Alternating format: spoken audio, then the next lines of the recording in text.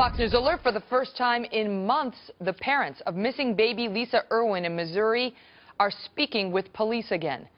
They reported their 10-month-old daughter Lisa missing last October, claiming she was snatched from her crib in the middle of the night. Last night's meeting was the first with detectives since they put the parents at the center of this investigation in the weeks after little Lisa disappeared.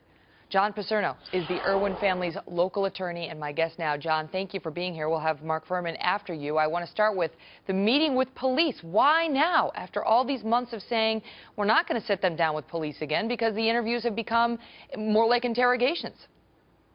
Thank you for having me, Megan. It came about because the benefactor, the individual who has hired Bill Stanton to do the investigation and the one who has posted the $100,000 reward, had an acquaintance who was friends with Mr. Craig Hill, who is the originator of the Center for the Missing and Exploited Children.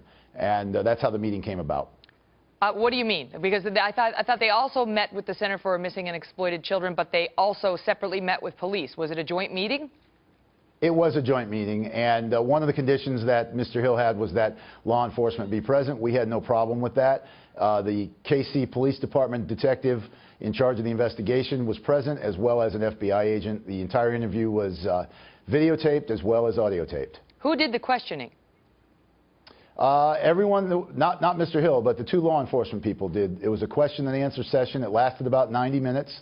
Debbie volunteered a lot of information. She brought all kinds of paperwork and notes that she's been conducting her own investigation, and tried to give them tips and clues as to the players that she knows that are in that neighborhood and who were around at that time.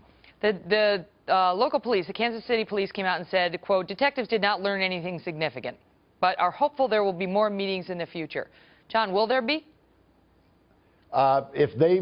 From day one, when Mr. Tacopino and myself got involved, we've told them that if there's any questions that they need answered, we're going to help them find the answers to those questions.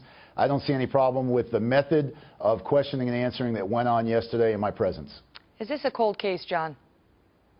I certainly hope not. The FBI agent involved at the end of the meeting stressed that it's not to them, that they have detectives with KCPD and agents as well working on the case actively, following leads all around the country.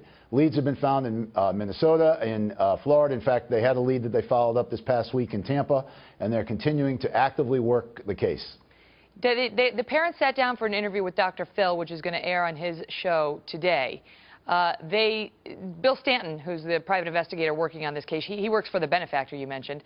He was there, he was part of the taping, and he says that one of the big pieces of news to come out in the interview is that Joe Tacopina, the Irwin family attorney, says police told him that Deborah did not fail a lie detector test, that was not true. Whether they told her that or not, they told her that apparently.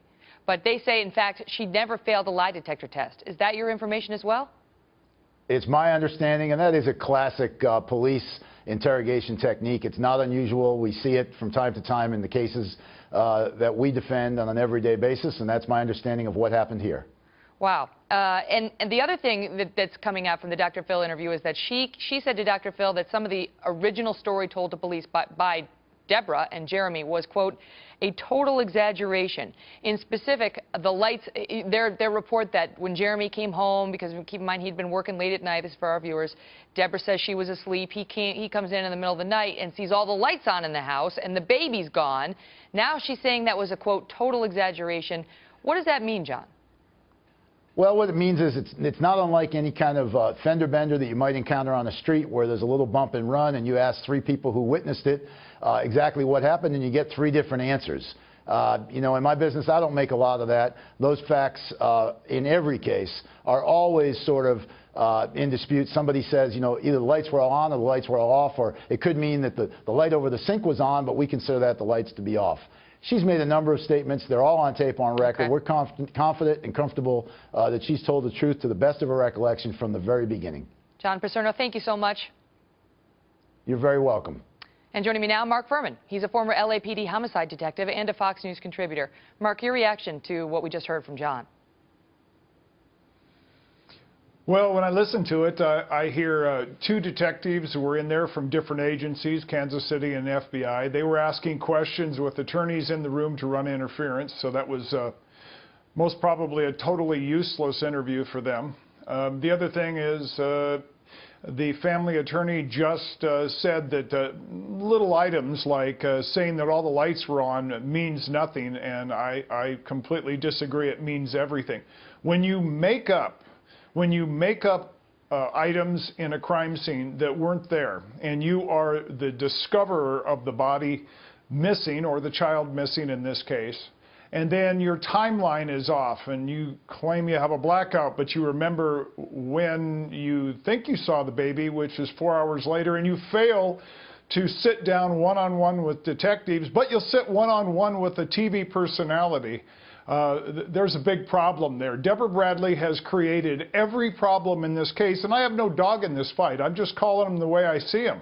And I'm going to tell you that victims, witnesses, and the relatives or friends of victims create their own status with the police, and she has clearly created a status of suspect. What do you make of Joe Tacopina's claim that the police are now telling him Deborah Bradley did not fail a lie detector test?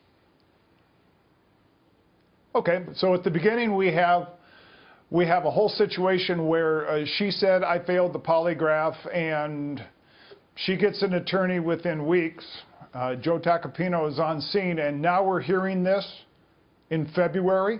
So let's just assume it's true.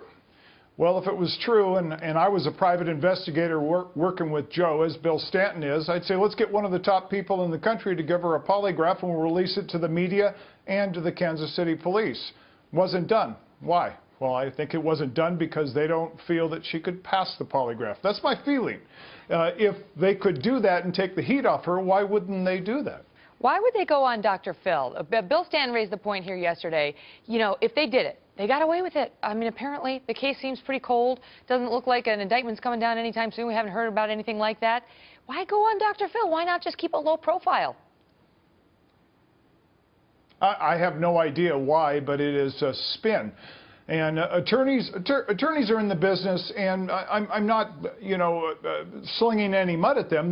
They've been hired by their client to protect their client, so we can't expect anything negative to come out of them, and anything that is, they're certainly not going to comment on. So that being said, you go on Dr. Phil, and you have somebody that knows nothing about the crime scene, that can listen to these two parents, and he is in the business of human dramas, not solving cases. So really, in a way, this is really an attempt to soften not only the media, but soften the public at large. And if there is ever a trial, of course, just like your interview, which would not be like Dr. Phil's, yours was very inquisitive, investigatory. His will be sympathetic and really giving the Jeremy Irwin and Deborah Bradley an attempt to use feelings rather than facts. And to me, that there is something that Deborah Bradley has in her head, and that is a videotape recorder that, in my experience, when you sit down with somebody, you have an opportunity to listen to what they saw, heard, and felt. And if they're a victim or a witness or the relative of the victim, they press the play button, and whatever they remember comes out, and it's supported by evidence and other eyewitnesses. When that doesn't happen, that is upon them, and they have committed to certain objects or certain statements in an investigation. And when they change them and you tell them, well, that is changed because this person said this or this piece of forensic evidence. Right. This is how an interrogation slowly moves into an admission of some level of lying or guilt. Been 4 months since that little baby girl was last seen alive. Mark Furman, thank you.